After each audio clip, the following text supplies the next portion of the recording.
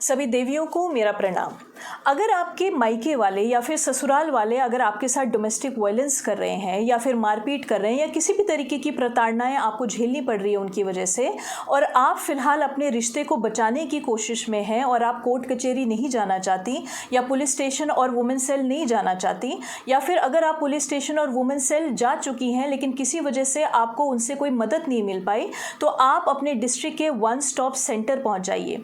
मैं पहले भी बता चुकी हूं कि वन स्टॉप सेंटर और 181 वुमेन हेल्पलाइन नंबर जो है वो ministry of women and child development की 2 स्कीम्स हैं जो 2015 में निकाली गई थी महिलाओं को प्रोटेक्ट करने के लिए और उनकी मदद करने के लिए। ठीक है जी। तो वन स्टॉप सेंटर में जो ऑफिसर्स होती हैं वो मोस्टली महिलाएं ही होती हैं और जो उनकी मेन ऑफिसर होती हैं उन्हें हम सेंटर एडमिनिस्ट्रेटर बोलते हैं।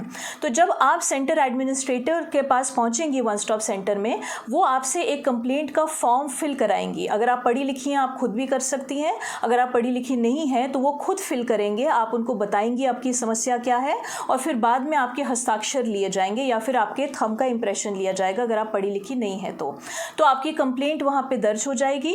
फिर वन स्टॉप सेंटर के ऑफिसर्स उन लोगों को बुलाएंगे वहाँ पे जिनके खिलाफ आपने कंप्लेंट दर्ज की है ना, उन्हें वन स्टॉप सेंटर बुलाएंगे और उनको समझाएंगे, उनको वार्निंग देंगे कि इस महिला के साथ अगर आपने दोबारा मारपीट की या इसको अगर आपने परेशान किया तो आपके खिलाफ जो है हम कानूनी कार्रवाई भी करा सकते हैं, और ज़रूरत पड़ेगी तो आपके ससुराल वालों के साथ या मायके वालों के साथ जिनके खिलाफ भी आपने कंप्लेंट की है उनके साथ आपकी काउंसलिंग भी कराएंगे और आपकी समस्या का समाधान दफ्तर में ही करने की कोशिश करेंगे, चाहे जितना भी समय लग जाए।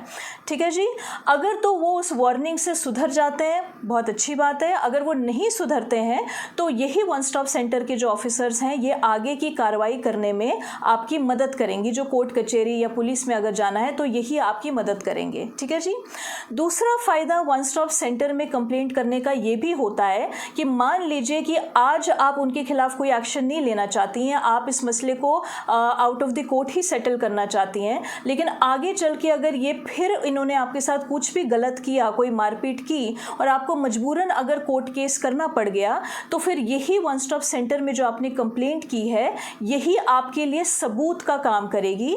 और आप जज साहब को ये बता सकते हैं कि जज साहब मैंने पहले भी इनके खिलाफ वन स्टॉप सेंटर में कंप्लेंट की थी, तब मैं अपने रिश्ते को बचाना चाहती थी इसलिए मैंने इनके खिलाफ कोई कोर्ट केस नहीं किया, लेकिन अब ये दोबारा मेरे साथ यही प्रताड़नाएं कर रहे हैं, दोबारा मारपीट कर रहे हैं, इसलिए मजबूरन मुझे आपके पास ये केस लेकर आना पड़ रहा है।